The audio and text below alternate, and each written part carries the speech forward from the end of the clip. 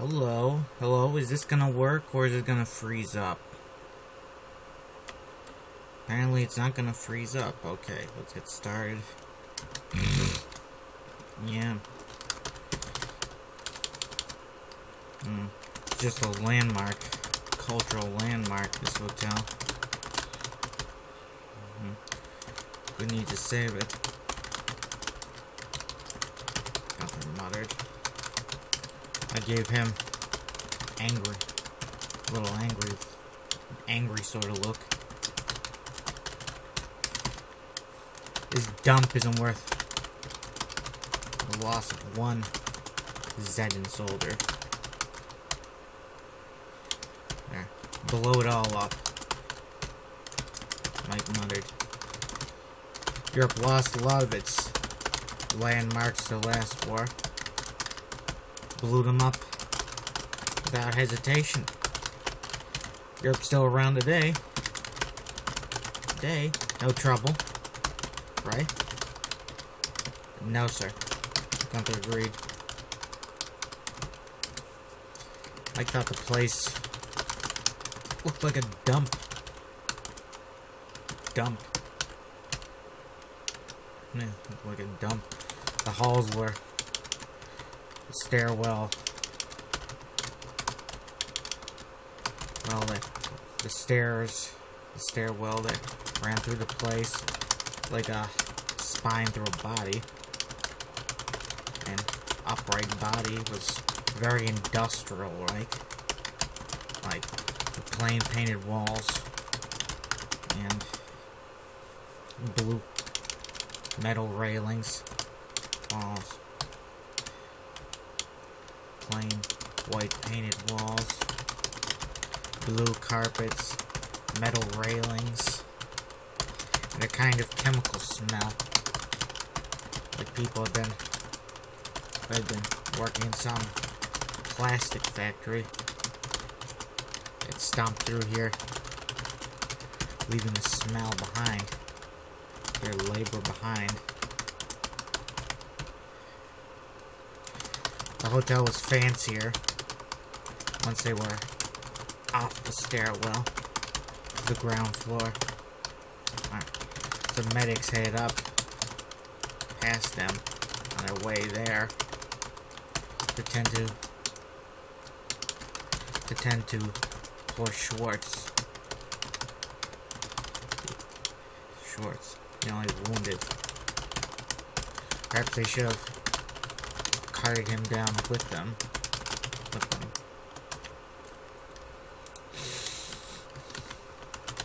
Were there other wounded beside Schwartz? I don't remember.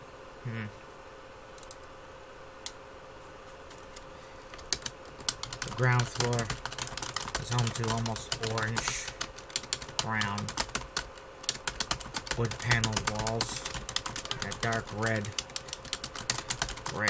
carpet.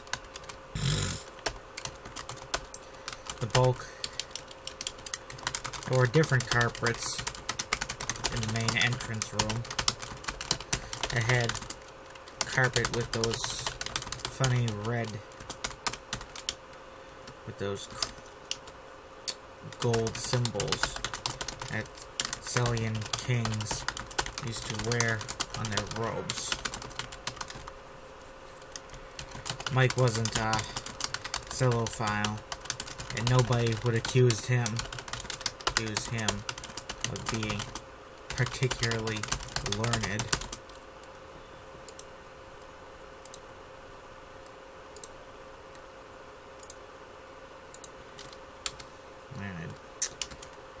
You can come up with the name for those symbols as if he was being tortured. The main room, including the checkout area. The main room had a lot of pillars, stacked up furniture, and the long check-in area. Which was home to a dozen young Zedin riflemen. clearing out the doors and windows across the way.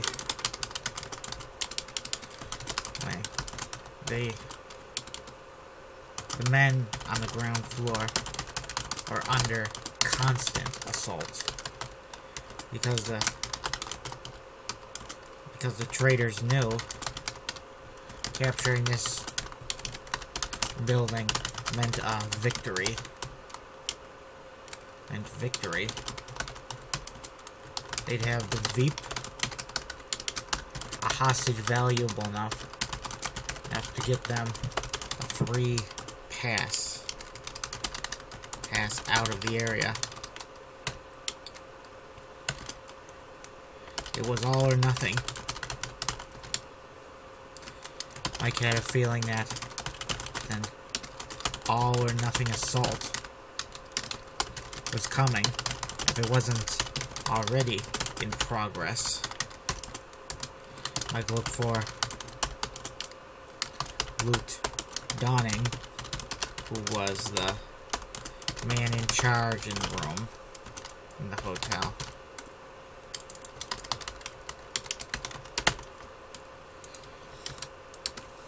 He likely had his CP in one of the smaller rooms behind the check-in area.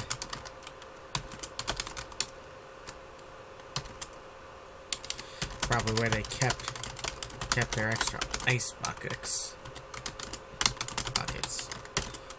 Well, let's see where they need us, Mike muttered. Elsewhere, the defensive ring. If I had $1 for every time I wrote elsewhere in the other story I'm working on, it's like a long section set in a research facility during some crazy rampage, and every other page I have to say note elsewhere, where it's a new bit of craziness starts up. Minutes later. Check.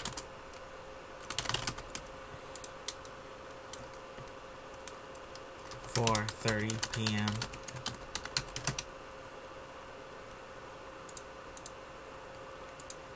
Dark.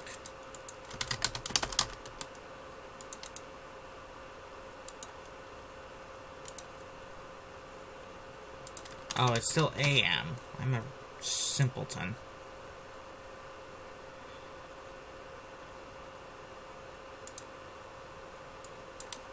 $11:49.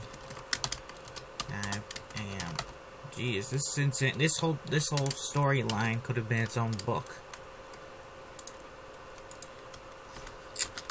Sergeant Jim Daggett had been leading the squad since the incident started. His men didn't trust him when it started, and he didn't think they trust him. In the squad since the incident started. He had 20 men under his command. They didn't trust him at the start, and they still didn't trust him. But at least they knew he could handle himself in a fight. Jim was like Special Forces, drummed out for a reason that he didn't explain to his subordinates. We're all regular infantry, but well trained and dedicated to the fight. They're well trained and patriotic enough. They wanted to get the enemy out of the capital, country's capital. Jim had a look special, modern Special Forces man in the last World War. In World War III, a war that Jim had only fought in for the last year as an infantryman.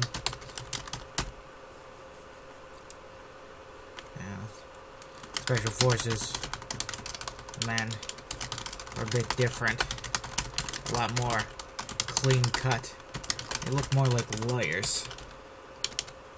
More like lawyers. You expect them to go around in suits and ties, not fancy uniforms. Not combat uniforms. They were as tough as the modern boys. It's just that the modern boys look a bit more fitting for a bunch of bad men. Badass, bad men they had. Jim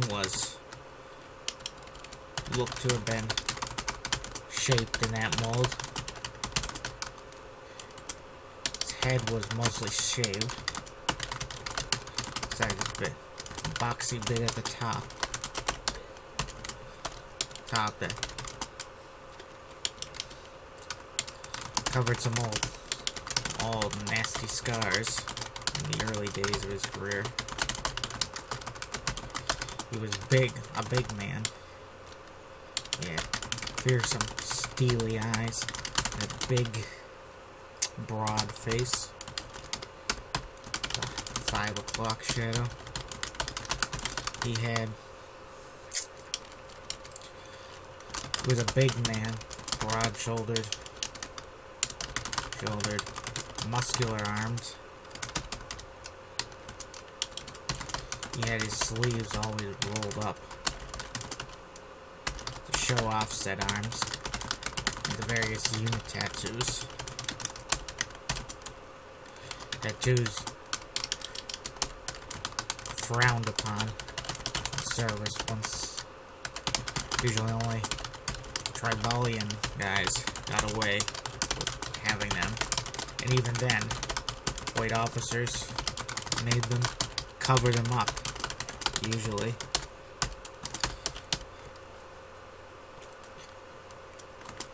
Jim had a dress uniform and a lot of medals, but he rarely wore any of it. Didn't like parades or ceremony, unless it was to honor some fallen comrade. He was a man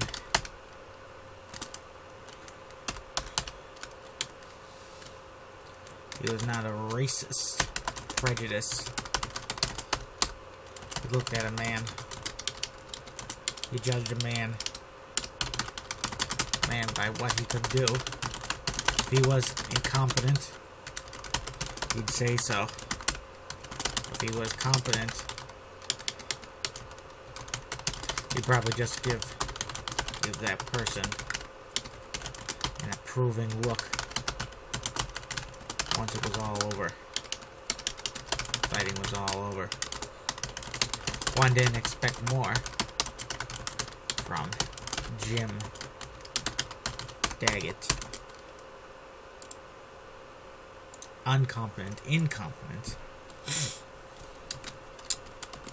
Jim's 2 subordinates, both corporals. They were Kez Horn, 2 main subordinates, I should say. Or Kez Horn and Balm Roller.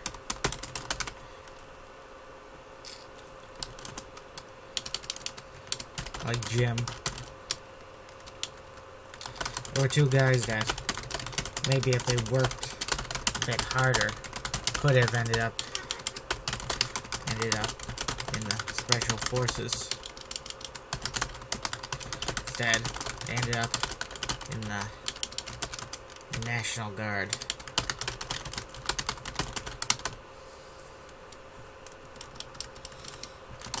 Which had served with distinction in the last World War.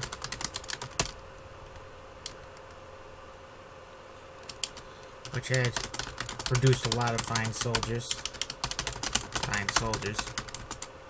in the World Wars. Jim had started there as infantry, and it was kind of fitting that he ended up there after his drumming out of the Special Forces.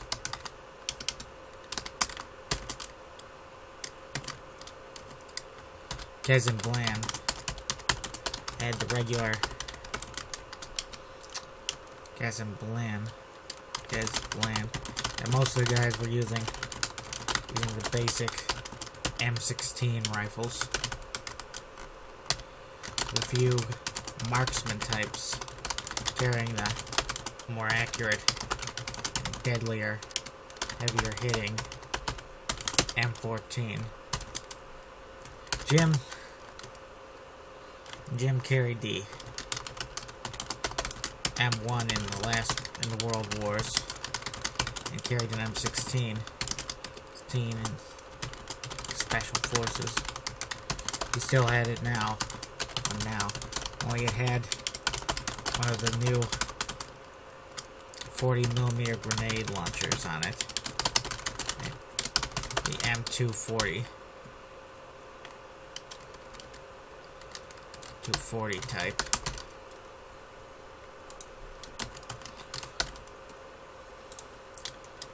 One shot, you can only fire one shot.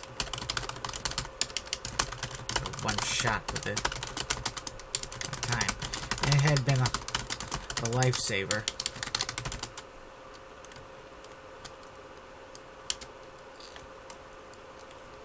Jim imagined that there have to put it to use. You know that someday every infantry got one. Not one. It'd probably work out pretty well.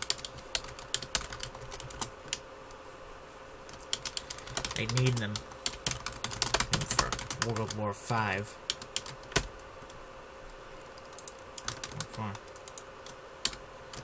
With Volgans.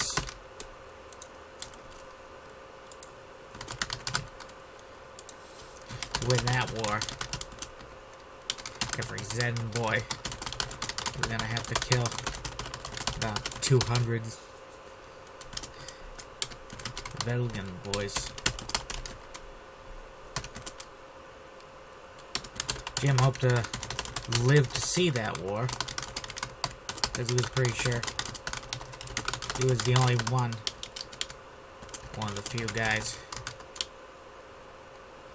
who lived to see that war. He was curious to live to see that war. Even if he got vaporized 10 minutes in via some nuke. Belkin nuke.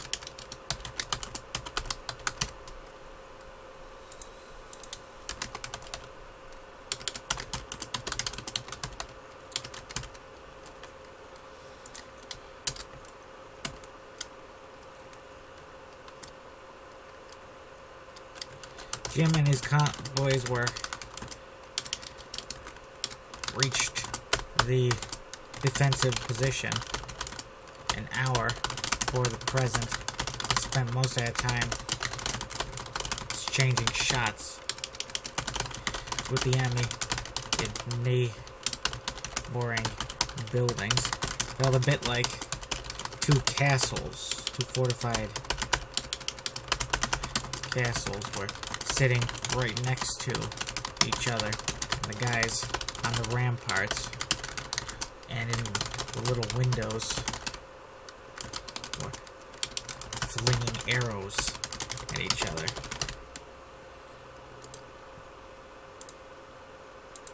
Jim didn't lose anybody in that hour, but he saw plenty of squads that were bloodied. At the hour mark, Jim and his boys were out of ammo for everything besides the 40mm launcher, which Jim was saving for a rainy day. Jim took his boys to the armory in the basement they're building as they got their weapons, ammo, as they got ammo together, grenades together. He tried to give them a pep talk. Boys, I think the worst of it is over, Jim said.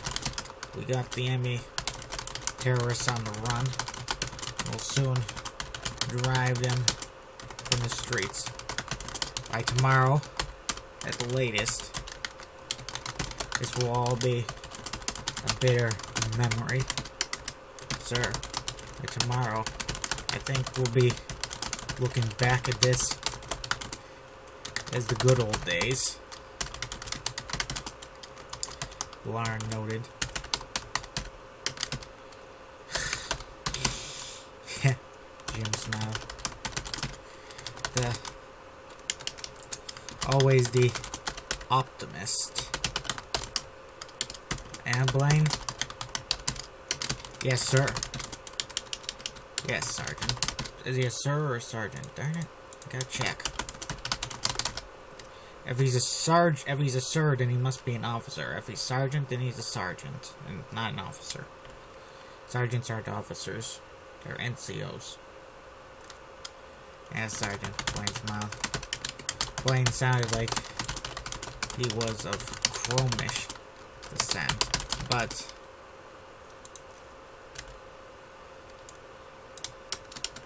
Blaine's name led people to believe he was of Chromish descent.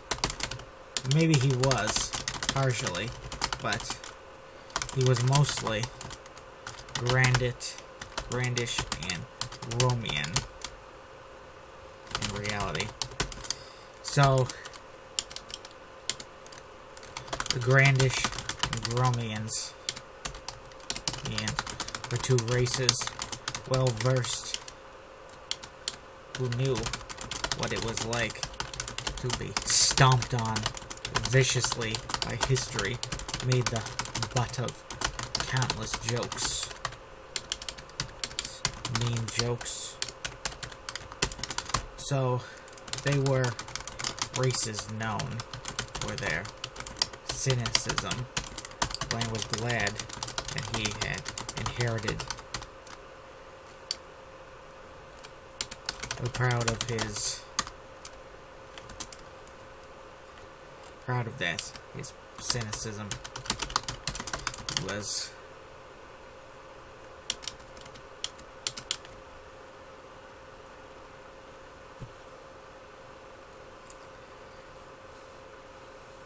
so they were races.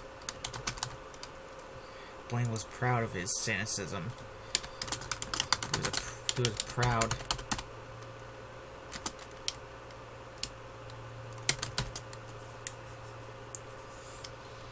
Let's see, Blaine was proud. It says, I seem to be having a bit of a brain fart. I'll end here, folks. See you later. Have a nice night.